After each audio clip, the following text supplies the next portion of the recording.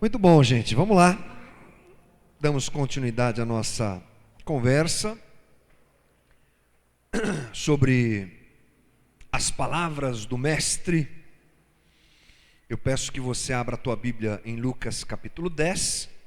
Hoje vamos falar a partir do versículo 17. Abra aí comigo a tua Bíblia. Pessoal gravando aí atrás, gente? Está gravando aí? Obrigado. Lucas 10, 17. Mantenha a tua Bíblia aberta. Nós vamos orar. Eu vou fazer uma rápida introdução e a gente entra no texto em seguida, tá bom? Lucas 10, 17. Senhor nosso Deus, mais uma vez te buscamos juntos aqui, na nossa conversa. Nós te pedimos que o Senhor esclareça a tua vontade e a tua palavra para nós. Que cada um aqui esteja com o seu coração realmente escancarado para aprender mais, para absorver mais, para crescer no nosso relacionamento contigo e também uns com os outros, Senhor. Que não saiamos daqui sem perceber a tua vontade e tê-la esclarecida para nós. Me ajuda, como sempre te peço, misericórdia e graça para conversar com os meus irmãos, porque de mim nada pode acrescentar a vida de ninguém. Dependo de ti, te peço misericórdia para que essa conversa seja realmente proveitosa para todos nós. Oramos no nome santo e precioso do nosso Senhor Jesus Cristo. Amém. Irmãos, vamos rapidamente fazer uma introdução aqui para você se lembrar sobre o que é que nós estamos falando. Jesus está no território samaritano, um território em Israel que fica na região central de Israel, descendo da Galileia, que está no norte, para Jerusalém, que está embaixo no sul, saindo da periferia, vindo para o centro de Israel. Por quê? Porque já era claro para ele que o tempo do seu martírio e morte estava chegando. E isso aconteceria em Jerusalém. Então Jesus sai da Galileia e atravessa a região central de Israel, descendo em direção a Jerusalém. Um lugar hostil a Jesus, hostil aos judeus que evitavam inclusive passar por ali. Semana passada nós falamos algumas coisas interessantes, porque Jesus reúne 72 homens, ou 70 homens, depende da versão de Bíblia que você tiver, e os envia para anunciarem o reino. Semana passada falamos sobre isso, sobre esse envio que Jesus faz para com os seus discípulos, e ele dá uma lista de coisas, uma lista de recomendações para que ao saírem eles executem essas recomendações e eles se comportem dessa maneira. Vou lembrar mais ou menos algumas coisas que Jesus faz, algumas coisas que Jesus diz para eles fazerem. Estou abrindo minha cola aqui da semana passada e vamos lá. Por exemplo, Jesus diz para eles que a colheita é grande, mas que os trabalhadores são poucos. Lá no versículo 2, vou ser rápido aqui nessa explanação, só para a gente se localizar, dizendo para eles: olha, sempre tem muita necessidade de gente, há uma grande necessidade de gente para pregar o evangelho, para anunciar o reino. Vocês que estão indo, orem para que tenha mais gente para fazer isso. Depois, no versículo 2, aliás, versículo 3, Jesus diz que eles estão sendo enviados como cordeiros no meio de lobos. Ou seja, há um sistema que não vai recebê-los, há um sistema que não vai aceitá-los. Não pensem que a coisa vai ser mel na sopa, não. O negócio vai ser complicado, o mundo vai ser contrário às ideias que vocês estão levando, e ele os avisa a respeito disso, mas diz para eles: podem ir tranquilos, porque eu estou com vocês. No versículo 4, ali do capítulo 10, Jesus diz para eles não levarem nada e terem pressa. Isso porque os cumprimentos da época e os cumprimentos lá na região oriental são muito demorados. Jesus diz para eles: olha, tenham pressa. E também está querendo dizer para eles que eles se comportem lá fora, lá em Samaria, lá no mundo, vamos usar essa linguagem para a gente se entender aqui, do mesmo jeito que eles se comportavam quando entravam no templo. Tenham a mesma vida lá fora, a mesma vida que vocês têm dentro do templo, a mesma vida que vocês têm dentro da igreja, tenham fora da igreja. Jesus continua dizendo para eles que quando entrarem numa casa, deem primeiro a paz. É o evangelho que chega agora trazendo paz, não mais condenação, não mais juízo, mas paz. É o tempo de anunciar paz, reconciliação do homem com Deus. E Jesus diz para eles se relacionarem com as pessoas, também ali no versículo 7, entrem nas casas, comam o que eles derem para vocês, se relacionem com as pessoas, isso é importante, é um jeito de pregar o evangelho, é o que Jesus está dizendo.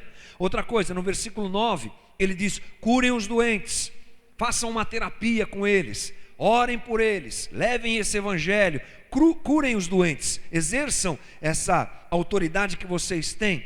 E finalmente, anunciem que o reino de Deus está próximo. São algumas diretrizes que Jesus dá, a gente passou por isso semana passada, se você tiver curiosidade, na internet a gente tem essa conversa da semana passada. Muito bem, esses homens saem e vão anunciar o reino com essas diretrizes de Jesus, realizam o que tem que realizar e voltam. Então a nossa conversa parte desse momento, da volta desses 70 homens a Jesus. Vamos ler então do versículo 17 em diante, que diz assim: os 72 voltaram alegres e disseram, Senhor, até os demônios se submetem a nós em teu nome. Incrível. E ele respondeu, eu vi Satanás caindo do céu como relâmpago. Eu lhes dei autoridade para pisarem sobre cobras e escorpiões e sobre todo o poder do inimigo, nada lhes fará dano. Contudo, alegrem-se, não porque os espíritos se submetem a vocês, mas porque seus nomes estão escritos nos céus. Nossa conversa fica nesse trecho hoje. Aqueles homens voltam cheios de alegria. O versículo 17, que é o primeiro da nossa conversa, deixa isso muito claro. Os 72 voltam alegres e disseram, Senhor, até os demônios se submetem a nós em teu nome. Eles saem proclamando o reino de Deus, cumprindo aquelas regras, não vou chamar de regras, mas diretrizes que Jesus dá, e eles ficam surpresos. E deve ter sido alguma coisa muito especial mesmo. Entram na casa das pessoas, falam do Messias, apresentam o reino de Deus, as pessoas entendem. Com certeza muitos foram curados, muitos foram transformados por aquela palavra. Entravam na casa das pessoas, gente lá triste, deprimida, eles falavam da esperança do reino de Deus, que o Messias já havia chegado, que o reino de Deus estava próximo, aquelas pessoas eram restauradas. Deve ter sido uma experiência incrível. Muita gente curada, muita gente liberta, muita gente transformada, muita gente visitada por essa pregação. E entre tantas coisas que eles fazem, eles experimentam algo muito interessante. Eles experimentam o poder de expulsarem demônios.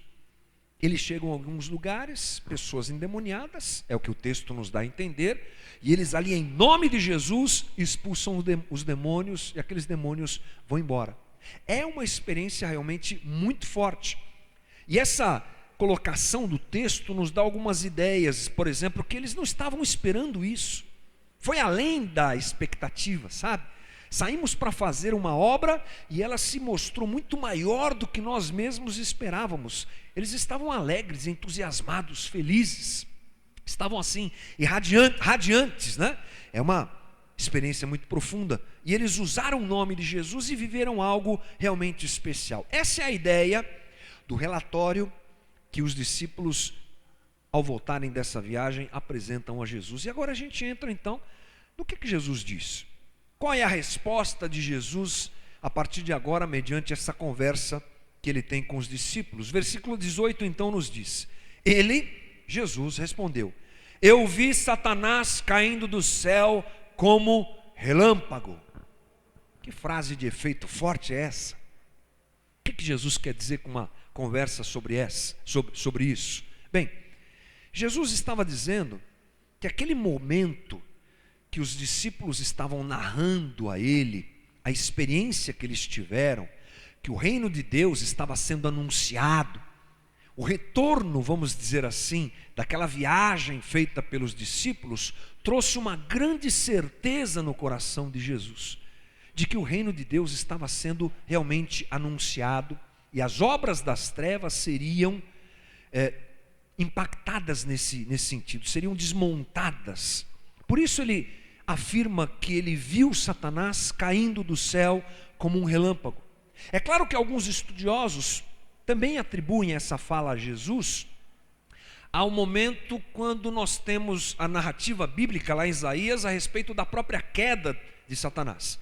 Nós podemos nos lembrar que Jesus, ele está na eternidade, ele é a Trindade. João nos diz que nada do que foi feito, sem ele nada do que foi feito se fez, tudo foi feito em Jesus e através de Jesus. Portanto, não é difícil pensar também que Jesus poderia estar se referindo àquela queda de Satanás. Mas aqui, pensando melhor, a gente pode caminhar por esse caminho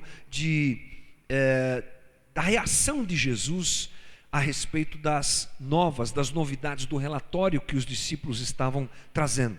Vemos Jesus então recebendo uma confirmação do início de uma revolução que ele esperava, que ele sabia que aconteceria, porque era o anúncio do reino de Deus. O reino de Deus chegou, se instaurou, vai entrar nesse mundo tenebroso que jaz em trevas e vai desbaratar, desmontar as obras de Satanás. E Jesus continua dizendo assim: eu lhes dei autoridade para pisarem sobre cobras e escorpiões e sobre todo o poder do inimigo, nada lhes fará dano.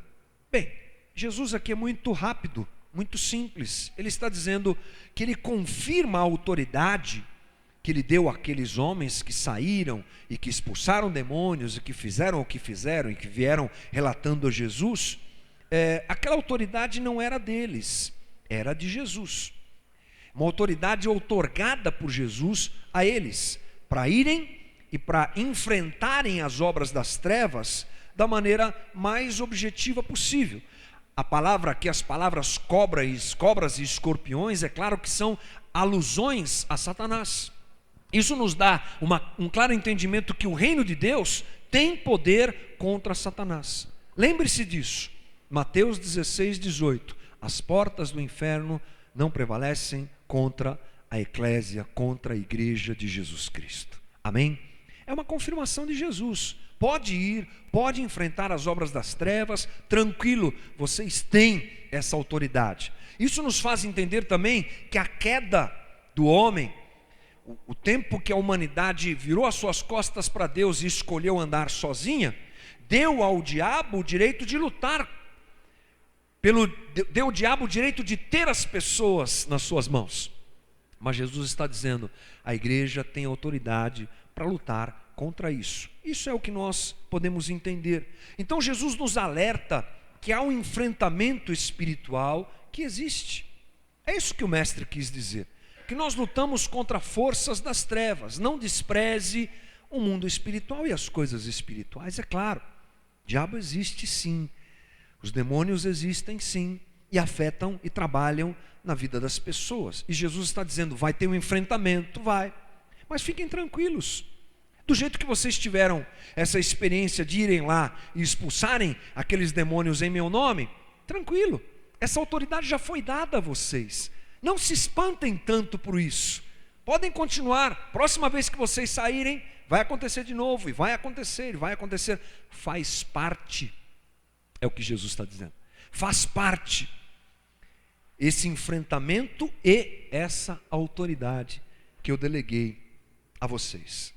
Mas Jesus continua, e aí ele entra por um caminho que eu acho muito interessante, que é a base da nossa conversa de hoje. É o versículo 19, onde ele diz, contudo, alegrem-se, não porque os espíritos se submetem a vocês, mas porque seus nomes estão escritos nos céus. Até aqui, até esse momento, até o versículo 18, a conversa é tranquila. Vocês foram, expulsaram demônios, lembrem-se, quem deu essa autoridade a vocês fui eu, ela faz parte da vida de vocês, e daqui para frente ela está sobre vocês, ela foi outorgada a vocês. Mas, Jesus entra no versículo 19 com a palavra contudo, mas, porém, todavia, alegrem-se, não porque os espíritos se submetem a vocês. Alguma coisa nós precisamos aprender com isso. Jesus dá aos discípulos então uma lição a respeito do que realmente deveria alegrar o coração deles. É uma experiência incrível, com certeza, você ter essa autoridade, que não é sua, exercer essa autoridade contra as obras das trevas. Mas aquilo não era o mais importante. E me chama a atenção que a alegria dos discípulos, ela é apresentada só nesse aspecto. Quando a gente observa a fala deles, eles não falam de mais nada, você percebeu? Eles não falam assim: Jesus, tanta gente foi curada, tanta gente foi liberta, tanta gente conheceu o reino de Deus. Olha, Jesus, nós entramos numa casa, tinha um monte de gente triste lá, tinha gente deprimida, tinha gente sem saber o que fazer da vida. Chegamos lá e apresentamos o reino, foi incrível, um monte de gente liberta, transformada, e expulsamos demônios. Não, eles enfatizam o seu relatório em cima dessa experiência de terem expulsado demônios. E Jesus chama a atenção deles a respeito disso. E é claro que isso deve nos levar a pensar a respeito disso. Porque muitas vezes nós também vivemos uma espiritualidade parecida com essa que os discípulos apresentam a Jesus. Uma espiritualidade etérea, uma espiritualidade completamente transcendental, longe do chão, longe daqui. Uma espiritualidade que nos leva a nos envolver somente com essas questões espirituais. E algumas pessoas tomam esse caminho que é um tanto quanto perigoso, e a igreja muitas vezes toma esse caminho que é um tanto quanto perigoso. Uma espiritualidade das coisas que estão escondidas no mundo espiritual, uma coisa meio mágica, uma coisa que ganha uma proporção que não deveria ganhar. Porque se você observar, nós gostamos disso. E o brasileiro, eu acho que tem uma pegada bastante forte para isso, porque somos um povo um tanto quanto místico. Talvez pela nossa descendência, talvez pela nossa colonização, talvez, eu não sei muito bem porquê, mas a gente gosta de uma coisa assim mística. Todo mundo tem uma quedinha por isso, seja quem for. Todo mundo tem lá o seu patuá, todo mundo tem lá o seu santo para orar, é o santinho na carteira, é cruz pendurada no negócio do carro, é um tal de passar na frente da igreja e fazer o sinal da cruz. Todo mundo tem isso, faz parte da nossa cultura, do nosso jeito de ser. E isso está na igreja, claro, está aqui no nosso meio. Nós gostamos muito de declarar, de profetizar, nós gostamos muito de determinar. Congresso de cura e libertação é um sucesso, lota em tudo quanto é igreja, né? É uma coisa assim, atos proféticos. Nós gostamos dessa coisa que nos coloca no céu. Como é que você sai hoje do culto, irmão? Flutuando, voando. Uma coisa assim interessante, como nós gostamos disso. E Jesus quer nos fazer entender, como Ele quis fazer os seus discípulos entenderem, que a relação da igreja com as coisas espirituais existe, sim. Que a relação, nossa relação com os poderes, com o poder das coisas espirituais existe, sim, faz parte, mas não deve tomar conta da nossa vida. Você percebe que naquele envio que Jesus fez aos discípulos, em nenhum momento ele fala sobre isso.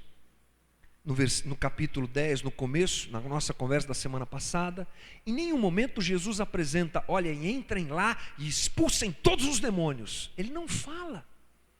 Mas eles trazem isso como a coisa mais incrível que eles puderam viver. E Jesus diz: menos, faz parte.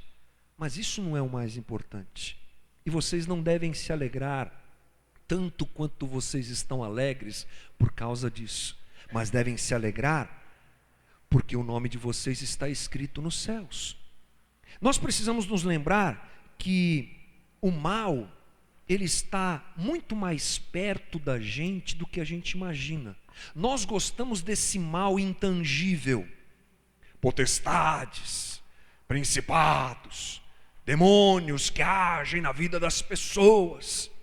E nós gostamos de focar nossa atenção nisso, nosso esforço nisso. Gostamos de nos especializar nisso. Nome de demônio, categoria de demônio. né? Tem até a lista de todos os demônios que a pessoa precisa saber, é uma coisa meio louca. E nós não vemos o mal que está aí. Nós não vemos as pessoas sendo exploradas. Nós não vemos o diabo trabalhando na esquina da nossa casa. Nós não vemos as meninas que se prostituem na rua. Nós não vemos as pessoas que não têm onde morar. Nós não vemos as enfermidades da alma, os debilitados, os malucos que estão por aí ao nosso redor. Esse mal parece que a gente não vê. E Jesus diz, olhe para esse, porque o envio que Jesus deu aos seus discípulos foi direcionado a esse mal, direcionado a essa situação do chão. Enquanto a gente quer levantar voo, enquanto a gente quer flutuar e atingir as alturas, Jesus está dizendo, olha para a terra, irmão. Olha para o diabo que está agindo aí do teu lado. Olha para aquele teu vizinho que espanca o filho dele todo dia. Olha para aquela mulher que está todo dia no jornal aí, aliás a gente vê isso, o Brasil é um terror. As mulheres que são espancadas, violentadas.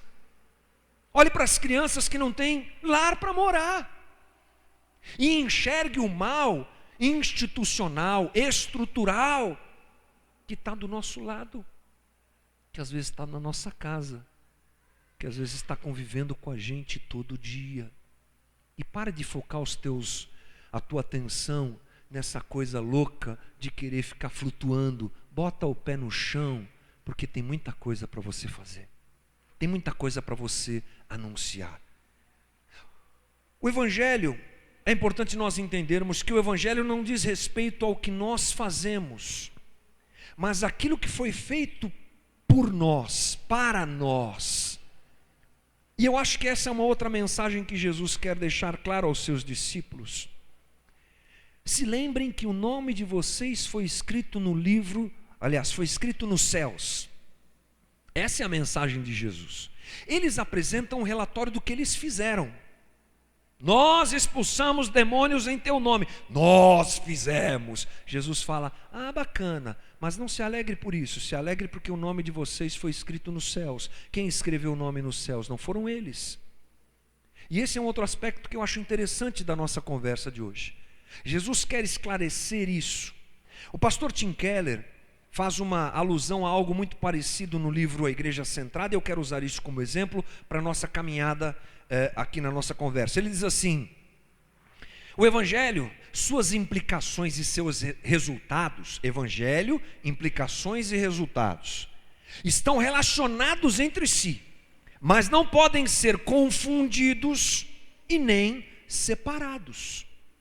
Evangelho, resultados e implicações não são a mesma coisa, mas estão entrelaçados entre si. Me traz essa ideia, essa conversa dos discípulos, aliás, a resposta que Jesus dá aos discípulos, me traz essa ideia. Vocês estão confundindo uma coisa com a outra. Vocês estão confundindo as consequências, os resultados do Evangelho, as implicações do Evangelho com o próprio Evangelho. Cuidado para não confundirem-se. É o que Jesus está dizendo àqueles homens, é o que Jesus está dizendo para nós. Eu creio que Jesus estava ensinando então aos seus discípulos que Evangelho é diferente de consequência do Evangelho. O que é Evangelho, irmão? Evangelho é boa nova. Evangelho, boa nova. Tinha uma dívida que eu não podia pagar, você não podia pagar, nós todos tínhamos uma dívida como raça e como indivíduos. E se ninguém pagasse essa dívida, um abraço, irmão, baubau, perdidos, destruídos, mortos. Mas vem Jesus, no seu amor e disposição absolutamente indescritível, morre por nós, nos ama, vai para aquela cruz e paga por nós o preço que nos cabia. Paga a nossa dívida. Evangelho é a boa nova de que Jesus Cristo pagou aquilo que eu devia, aquilo que você devia. Essa é a boa nova do Evangelho, simples e clara. Consequências, há muitas consequências. Aí você pode chamar de desdobramentos do Evangelho. Muita coisa acontece quando a gente entende essa mensagem. Estou nas trevas, cego pelo meu entendimento limitado, encontro com que Jesus, ou Jesus me encontra, seja lá qual for a tua ideia a respeito disso, a luz brilha na minha vida, entendi, evangelho, agora vem as consequências. Que consequências são essas? Vou citar algumas. Restauração. O evangelho vem junto com, a restauração vem junto com o evangelho, faz parte do evangelho, mas não é evangelho. Veja você, por exemplo, Marcos 5,14, vou ler só um trechinho aqui, não precisa abrir a tua Bíblia, diz assim: então saiu o povo para ver o que sucedera. Indo ter com Jesus, viram o endemoniado, o que tivera a legião, assentado, vestido em perfeito juízo. Jesus expulsa os demônios, a legião de demônios daquele homem gadareno, e aí ele está assim, sentado, vestido em perfeito juízo. O que é isso, irmão? Dignidade, restauração, que o evangelho traz àquele que o encontra, mas não é evangelho. É consequência do evangelho, mas não é evangelho. O evangelho traz também capacitação. 1 Coríntios capítulo 12 fala sobre o que lá, irmãos?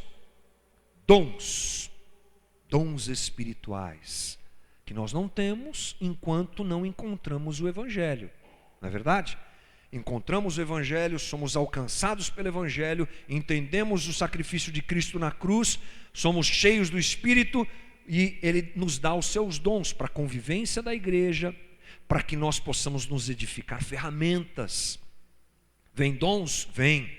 Evangelho traz dons, capacitação? Sim, mas não é o evangelho. Poder.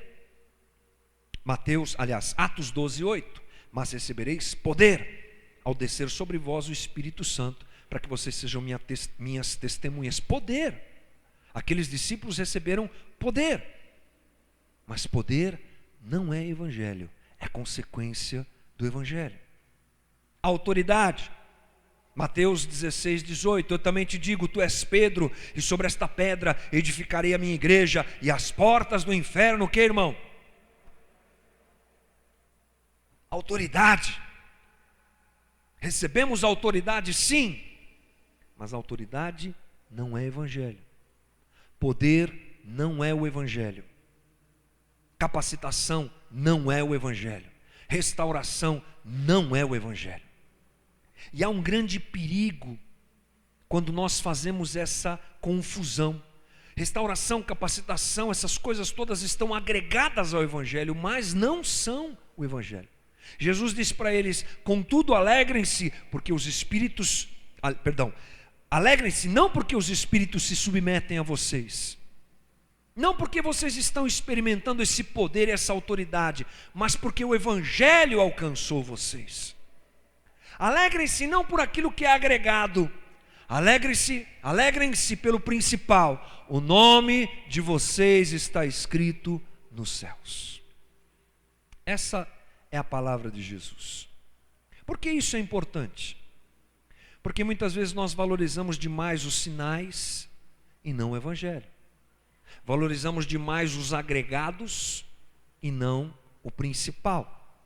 Nos esquecemos da obra da cruz. Nos esquecemos que não é o fim. Sinal é alguma coisa que aponta para algum lugar, não é? É. Isso é sinal. Quando você chega numa placa escrito Rio de Janeiro, você chegou no Rio de Janeiro? Não. Se aquela placa estiver apontando para o Rio de Janeiro, você precisa continuar andando. A placa não é o Rio de Janeiro. A placa é um sinal para você seguir. Os sinais têm essa conotação. Eles seguem aqueles que creem, eles se manifestam naqueles que creem, mas eles apontam para quem? Para Cristo, para Jesus. Eles fazem parte da nossa caminhada, mas não são o principal. Eles fazem parte daquilo que é agregado ao evangelho. E nós podemos muitas vezes cometer o erro de apresentar os sinais sem o evangelho. É um perigo. Jesus fala sobre isso. Esse é um outro perigo dessa conversa. Olha o que ele diz lá em Mateus 7:22. Muitos me dirão naquele dia: Senhor, Senhor, não profetizamos em teu nome, em teu nome não expulsamos demônios, olha aí, e não realizamos muitos milagres? Então eu lhes direi claramente: nunca os conheci.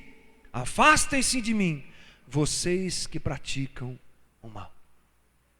Cuidado para nós não valorizarmos mais as consequências do que o Evangelho.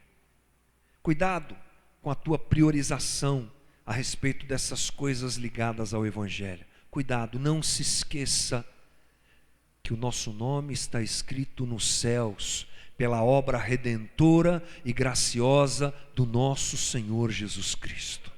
E é isso que tem que estar no nosso coração fervendo todo dia. A gente se esquece disso, irmão.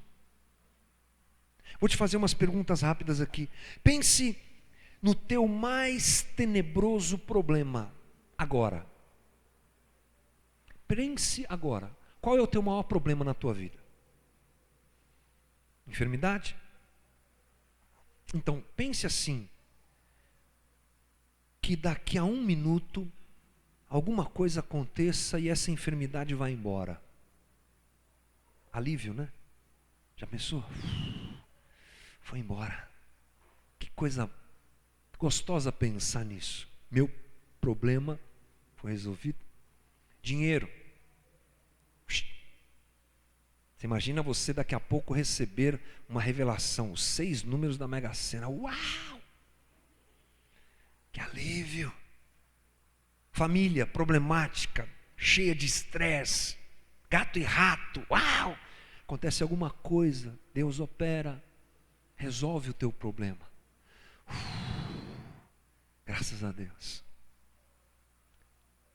Mas eu tenho uma coisa para te dizer, esse não é o teu maior problema. Nenhum deles. O nosso maior problema se chama pecado. O nosso maior problema se chama rebelião contra Deus. Esse nós não tínhamos como resolver. Esse trouxe para nós consequências que nós nem imaginamos. Todo o mal que você enxerga, todo ele, inclusive o que está em você, que está em mim, é fruto disso. Aí vem Jesus e diz assim: vou resolver essa parada. Vou resolver esse problema. Vou dar a eles o maior alívio que eles podem ter. Sai da eternidade. Deixa o seu reinado, glória, poder, autoridade que nós nem imaginamos. Vamos descobrir mais à frente, mas hoje nós nem dimensionamos isso. Entra, sai da eternidade, entra no mundo, entra no nosso tempo, entra no nosso espaço. Nasce numa manjedoura, cercado por animais, num lugar fedido e sujo. Depois tem que escapar de uma tentativa de assassinato coletivo contra as crianças, aliás, uma tentativa não, uma ação. Foge para o Egito, se esconde, sempre criado à margem. Aparece na Galileia, cheio do poder do Espírito, faz a sua obra sem grandiosidade, sem riqueza, sem poder, sem glamour nenhum. É injustamente acusado, injustamente julgado, injustamente condenado, pregado numa cruz, o pior tipo de sacrifício que podia ser feito com alguém, de morte aplicada a alguém, aos piores bandidos, a gente que não prestava nada. Lá estava o nosso Senhor no meio daqueles 2 ladrões, nu, sangrando cada gota do seu sangue por nós, para resolver o nosso maior problema. É disso que a gente está falando. É disso que nós precisamos falar e nos lembrar disso. Porque se o nosso nome está escrito nos céus, irmãos, é só por isso. Só por isso. Se temos alguma autoridade contra o diabo, é só por isso. Se temos alguma capacidade, é só por isso. Se temos alguma autoridade, é só por isso. Mas o incrível de pensar é que só fomos libertos do nosso fim terrível por isso. É disso que Jesus está falando. Alegrem o teu coração, porque o teu nome está escrito nos céus. Alegre o teu coração, porque o mal que estava reservado para você, e você não tinha como resolver, eu resolvi. Eu tomei a tua cruz, a tua dívida, eu paguei o teu preço e fiz aquilo que ninguém podia fazer. Bom motivo para ficar alegre ou não, irmão? Bom motivo para ficar alegre. Expulsar demônio? Legal. Se for necessário, vamos embora. Vamos orar e ele vai sair em nome de Jesus, porque é o que acontece. Viver um momento de cura, bacana, incrível. Ter um discernimento espiritual, maravilhoso. Essas coisas fazem parte, como eu falei. Mas o principal é que nós fomos agraciados pela atitude de entrega completa de Jesus naquela cruz, que nos permitiu ter o nosso nome escrito nos céus. Acho que a igreja precisa se lembrar mais disso. A gente precisa ter mais gratidão no coração por isso. Quanto isso vale, irmão? Quanto isso vale? Muito, né? Muito mais do que nós imaginamos. Então, mediante a nossa dor e dificuldade que talvez estejamos vivendo, ou talvez a gente encontre isso no nosso dia a dia, amanhã, por exemplo, lembre-se, teu nome está escrito nos céus. E vamos continuar caminhando, porque tem muito para a gente viver junto em nome de Jesus.